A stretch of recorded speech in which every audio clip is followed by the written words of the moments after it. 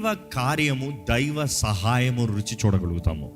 ఈరోజు ఈ విషయాన్ని చూస్తూ ఉంటే నోటితో మనుషుడు మొదటిగా చేయవలసింది దేవునితో సహవాసం కలిగి ఉంటాం, దేవునితో మాట్లాడతాం. దేవుని అక్కడ చూస్తే మొదటిగా ప్రతి విశ్వాసికి కావాల్సింది ప్రార్థన. ఎప్పుడైతే మనం ప్రార్థన చేస్తామో దేవుడి కార్యాన్ని జరిగిస్తాడు. ఎప్పుడైతే ఒక నోటిలో ప్రార్థన ఉంటుందో, లేకపోతే దేవుని వేడుకుంటామో, దేవుని చేతిలో సమర్పించుకుంటామో ఉంటుందో, అక్కడ దైవ కార్యం జరుగుతుంది. ఈరోజు చాలామంది దేవా నీ సహాయం కావాలని అడుగుతారు. అడిగే విధానం సరిలేదు, కానీ సహాయం కొరకు ఎదురు చూస్తున్నారు. You will never get. అనుకుంటున్నాడు, ఒక ఆఫీస్కి మీరు ఒక లెటర్ రాస్తున్నారు రిక్వెస్టింగ్. ఎలా రాయాలి?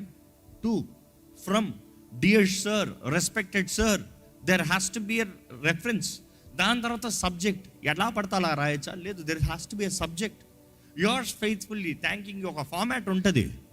దేవుని వాక్యంలో కూడా ప్రార్థన విధానం ఉంది. ఎలాగ ప్రార్థన చేయాలి? విరిగి నలిగిన హృదయంతో ప్రార్థన చేయాలంట, యథార్థంగా ప్రార్థన చేయాలంట. ఏదో ఆషామాషంగా కాదు. ఈరోజు చాలామందికి ప్రార్థన అంటే ఏదో కొన్ని శ్లోకాలు చెప్పినట్టుగా, కొన్ని అలవాటు మాటలు చెప్పిన రీతిగా, సోన్సో సోన్సో సోన్సో amen. No no no no, it's not going to work. దేవుడు హృదయాన్ని ఎరిగిన దేవుడు, మన తలంపుల్ని ఎరిగిన దేవుడు.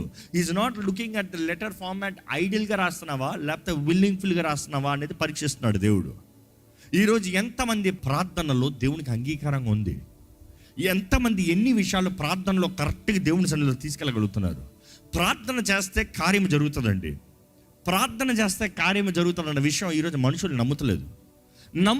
కారణం ఏంటంటే అవిశ్వాసులు, ప్రార్థనా శక్తిని ఎరగని వారు, ప్రార్థన అంటే ఉత్సరంగా ఓరక ఒక అలవాటుగా పలికే వారిని చూసిన తర్వాత చేయని వాడికి ఎలా ఉంటుంది తెలుసా? ఓహో, ఇదే ప్రార్థనేమో, ఇదే బ్రతికేమో, ఇలాగనే ఉంటుందేమో. What is the use? What is the benefit? I don't want. ఎంతమంది నిజంగా దేవునితో ప్రార్థన చేసే సహవాసం కలిగే సమయం ఉందండి? ఈరోజు మనం పరీక్షించుకోవాలి. దైవ కార్యము జరగాలంటే దేవుడు మన నోటి నుండి మొదటిగా ఎదురు చూసేది ప్రార్థన. దానియేలు ముమ్మారులు ప్రార్థన చేశాడు. దేవుని వాక్యం చూస్తాం. ప్రతి దైవ జనుడు లేకపోతే దైవ మనుషుడు, దేవుని ద్వారా ఏర్పరచబడిన ప్రతి ఒక్కరు ప్రార్థన. ఈరోజు ఈ point I don't want elaborate it, but just come straight to the question. ఎంతకాలమైంది మనస్ఫూర్తిగా దేవుని సన్నిధిలో మోకరించి వ్యక్తిగతంగా ప్రార్థన చేసి? ఈరోజు మిమ్మల్ని ఆలయంగా ప్రార్థన చేశామంటే ఆశ ఉంది, అందుకని దేవుని సన్నిధికి వచ్చి ఆలయంగా ప్రార్థన చేశారేమో. గత వారంలో వ్యక్తిగతంగా ప్రార్థన చేశారా? వ్యక్తిగతంగా ఆచారంగా కాకుండా నిజంగా హృదయంలో నుండి ప్రార్థన వచ్చిందా? ఈరోజు ఇంకొంచెం అడగాలంటే క్రైస్తవ కుటుంబాల్లో కుటుంబ ప్రార్థన చేసుకున్నాంలే అండి. ఏంటి, ఎవరో ఒకరు ప్రార్థన చేస్తా ఆమె నన్నో, లేకపోతే ఏదో నలుగురు కలిపి ఏదో ప్రార్థన చేసేటప్పుడు ఏదో అలవాటు ప్రార్థనలు చేసేసాం కాదు. ఐఎమ్ ఆస్కింగ్ యూ, వ్యక్తిగతంగా ప్రార్థన చేసి ఎంతకాలం అవుతుంది దేవునితో మనస్ఫూర్తిగా? ఎందుకంటే దేవుడు ఎదురు చూసేది అది. దేవుని దగ్గరికి మనం వ్యక్తిగతంగా రావాలంట. వ్యక్తిగతంగా వచ్చినప్పుడు ఎంతోమంది రాత్రి సమయంలో ప్రార్థనలు చేస్తున్నారు. వండర్ఫుల్, మీరు ఇచ్చే సాక్ష్యాలను బట్టి. కానీ ఇక చేయని వారు ఉన్నారేమో, ఎంతోమంది ఉన్నారేమో.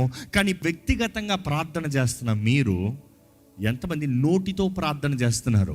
ఎందుకంటే చాలామంది అనుకుంటారు ప్రార్థన అనేది మనసులో చేసుకుంటే చాలులే. కాదు. నోటితో ఒప్పుకోవాలంట, నోటితో ప్రకటించాలంట, నోటితో మనం ఏమి చేస్తాం దాన్ని ఫలాన్ని భుజిస్తామంట. దేహంతో చేసిన ప్రతి కార్యం లెక్క చెప్పాలంటే నోటి మాటలతో కూడా లెక్కప్ప చెప్పాలంట. ఎంతమంది నిజంగా మన మాటలకి లెక్కప్ప చెప్పేవారుగా ఉన్నామండి? ఈరోజు దేవుడు చూస్తే మన మాటలు ఎలాగుంది? How good or they?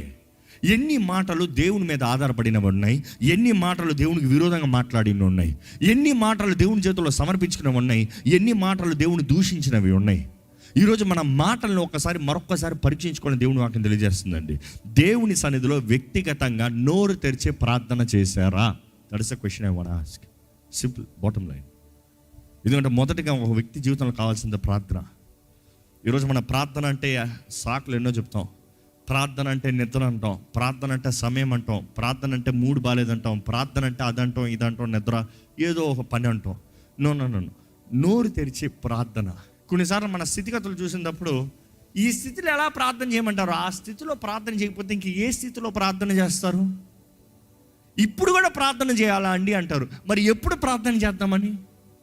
ప్రార్థన అంటేనే దేవునితో సహవాసం. యాకోబు 5:13. మీలో ఎవరికైనా శ్రమ సంభవించినా, మీకు ఎవరికైనా శ్రమ సంభవించినా అతడు ప్రార్థన చేయవలెను. అతడు ఏం చేయాలంట? కంప్లైంట్ చేయవలను. ఈరోజు చాలా మంది అదే, శ్రమ వస్తే కంప్లైంట్.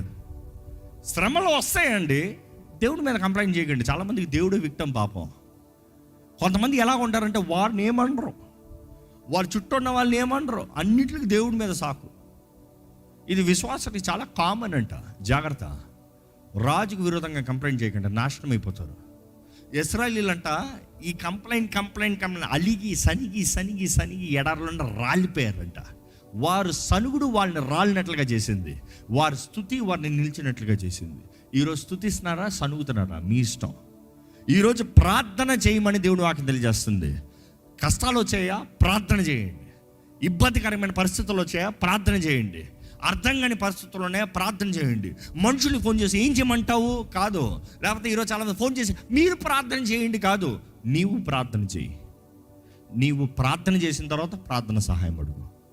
నీవు ప్రార్థన చేయకుండా ఇంకోళ్ళు ప్రార్థన చేస్తే నా దారిలో నేను పోతానంటే కాదు.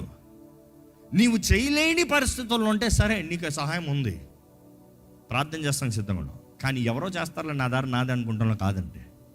ఇక్కడ దేవుని వాక్యం చూస్తే యూ నీడ్ టు ప్రే.